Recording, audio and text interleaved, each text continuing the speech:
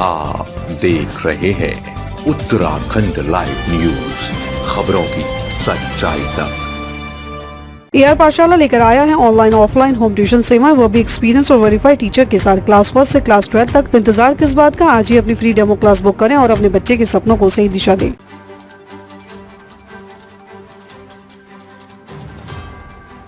राजधानी देहरादून के चंद्रबनी क्षेत्र में मूलभूत सुविधाओं की कमी से ग्रामीणों का जीना मुहाल हो गया है। देहरादून आईएसबीटी से मात्र 1 किलोमीटर की दूरी पर एक ऐसा गांव है जिसे सोचकर आप भी हैरान हो जाएंगे। चंद्रबनी के गांव धारावाली शिव मंदिर के पास army driving area ward number 91 के ग्रामीणों ने समाधान दिवस में जिलाधिकारी के समक्ष अपनी समस्या रखी और जल्द समाधान की गुहार लगाई। ग्रामीणों का कहना है कि गांव में सड़क की सुविधा नहीं है, जिसके चलते आने जाने के लिए भारी परेशानी का सामना करना पड़ता है। हालात इतने खराब हैं कि जरूरत पड़ने पर एम्बुलेंस तक गांव तक नहीं पहुंच पाती। बच्चों को स्कूल जाने और बुजुर्गों को आवागमन में काफी दिक्कत होती है। ग्रामीणों ने बताया कि क्षेत्र में झाड़ियां और जर्जर रास्ते परेशानी को और बढ़ा रहे हैं। इसके साथ ही पानी की समस्या भी लंबे समय से बनी हुई है। उनका आरोप है कि पानी की पाइपलाइन करीब 35 वर्षों से ज्यादा पुरानी है, जबकि पानी की लाइन को भी लंबे समय से बदला नहीं गया। वहीं क्षेत्र में लो वोल्टेज की समस्या भी ग्रामीणों के लिए बड़ी परेशानी बनी हुई है। ग्रामीणों के मुताबिक पहले डबल पेज की व्यवस्था थी, लेकिन अब उसके खराब होने के बाद सिंगल पेज की व्यवस्था होने से वोल्टेज बेहद कम आ रहा है। ग्रामीणों का कहना है कि उनका गांव करीब 50 से 60 वर्ष पुराना है। आसपास के क्षेत्रों में लगातार विकास और निर्माण कार्य हो रहे हैं और घर घर तक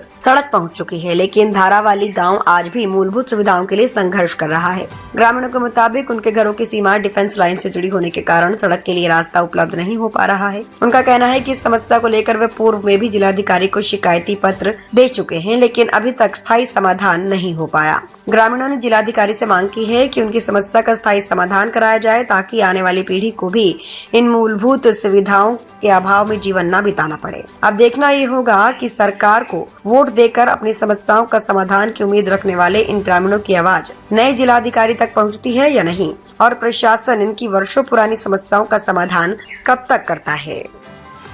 हमारा मामला ये है कि हम 50-60 साल से वहाँ रह रहे हैं, लेकिन हमें चलने के लिए रास्ता अभी तक नहीं मिला है। हमारे घर के उधर से आर्मी की ज़मीन लगती है, बॉर्डर उनका आर्मी का लगता है, जैसे चलने में हमें बहुत दिक्कत होती है। आर्मी वाले रास्ता रोक देते हैं तो हमें चलने की दिक्कत होती है, और कभी बूढ़े हैं, बच्चे हैं, स्कूल जाना पड़ता है। बच्चों के बूढ़ों के लिए हॉस्पिटल जाना पड़ता है, तो उसके चलने के लिए गाड़ी भी नहीं जा पाती वहाँ। तो ये बरसात में बहुत दिक्कत होती है। और टाइम भी दिक्कत है, लेकिन और टाइम कम होती है, बरसात में ज़्यादा होती है। अच्छा, वर्तमान में जो विधायक हैं उनके द्वारा वहाँ पे कोई मौजूद आए हों? जी, अब तक वहाँ कोई नहीं आए। वोट के समय तो सब आते हैं, लेकिन ऐसे कोई नहीं आता।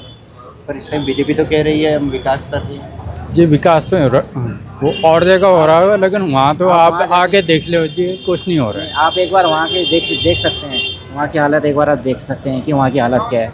हम अपने मुंह से कुछ नहीं बोलेंगे, एक बार आके वहाँ जाके चेक करिए, आपको वहाँ की हालत सब पता चल जाएगा कि वहाँ की क्या है। एक तो वहाँ पे पब्लिकेशन कम है, 20 घर है वहाँ पे, जिसके वजह से हमें नहीं देखा जाता है। फिर उसके बाद हम डीएम साहब के पास भी 5 से 6 बार आए हैं। हमारा और लेटर भी हमारा जो है एक्शन हुआ है उसमें, लेकिन क्या है कि आगे वाले अधिकारियों ने उसमें कोई कार्रवाई नहीं की है।